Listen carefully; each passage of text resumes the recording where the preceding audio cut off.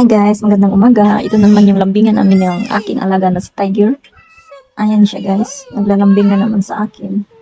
Tapos nagkakikis at yung kagat niya is lambing lang yun guys. Parang ano lang, lambingan lang namin dalawa. Malambing kasi to si Tiger. Kaya ganyan siya, kalambing. Yung nagat siya guys, lambing niya yun sa akin. Yan guys, tapos nanghalik-halik yan siya guys.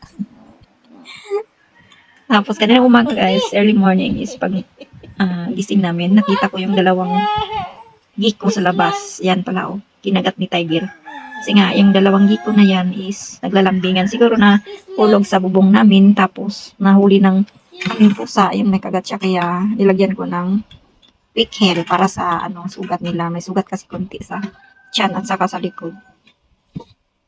Yan guys, pagkatapos kong nilagyan ng guys, yung gamot sa sugat,